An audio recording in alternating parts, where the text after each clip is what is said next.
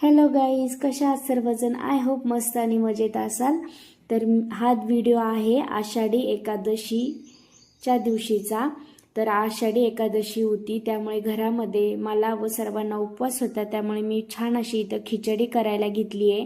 मस्त तेलामध्ये बटाटा वगैरे टाकलेला आहे आणि खलबत्त्यामध्ये कुटून अशी हिरवी मिरची टाकलेली आहे.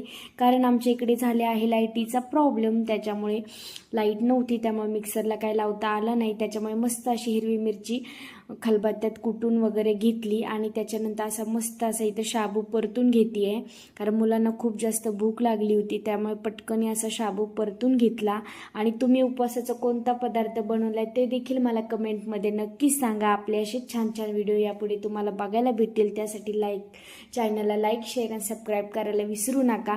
मस्त अशी खिचडी परतून घेते आणि मी तेल शेंगदाण्याचं तेल वापरलेलं आहे, नाही तर तुम्हाला वाटायचं साधं तेल. वाटले काय बाबा, तुमचं काय सांगता येत नाही, काय अंदाज लावताना ते. आता इथं मस्त खिचडी आणि दही वगैरे मुलांना खाण्यासाठी दिले, कारण ज्या दिवशी मम्मीचा उपवास असतो त्या दिवशी मुलांचा पण उपवास असतो. दोघांना देखील इथं खिचडी वगैरे खायला दिली. आणि त्याच्यानंतर मी निघाले आहे रविवारच्या मार्केटला. आमच्या इथं रविवारचा बाजार असतो आणि त्या बाजारी रविवारी जावंच लागतं, कारण खूप मोठा बाजार भरतो. आणि पावसामुळे सगळीकडे चिकचिक वगैरे झाले होतं. थोडंसं मी व्हिडिओमध्ये आमच्या इथला रविवारचा बाजार दाखवण्याचा प्रयत्न केलेला आहे.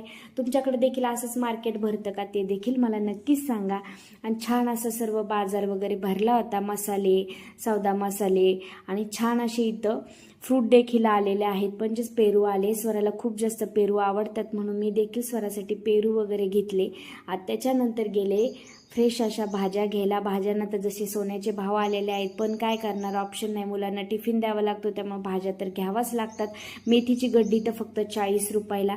घ्यावी की नाही घ्यावी तोच मोठा प्रश्न पडतो, पण मुलांना तर भाज्या लागतात. आणि पाऊस म्हणले की कणसे विकायला येणारच. आणि पावसामुळे सगळीकडेच आणि पावसातच रस्त्याची कामंही हमखास निघतात. तुमच्याकडे निघतात का पावसात? ते नक्कीच मला कमेंटमध्ये सांगा. फ्रेश अशा भाज्या आणल्या.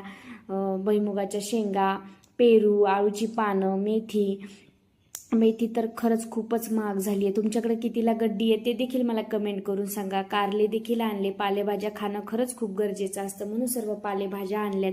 इथं पेरू आणि केळी व्यवस्थित भरून ठेवली. आणि त्याच्यानंतर मुलांसाठी घेतले इथे शाबूचे वडे बनवायला, कारण मुलांना खायचे होते शाबूचे वडे आणि कोशिंबीर. त्याच्यामुळे म्हटलं चला बनवूया. मस्त असे गरम गरम मुलांसाठी शाबूचे वडे बनवले.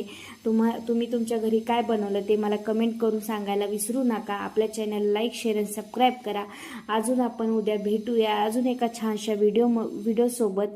तोपर्यंत सर्वांनी आपली काळजी घ्या आणि उपवासाला काय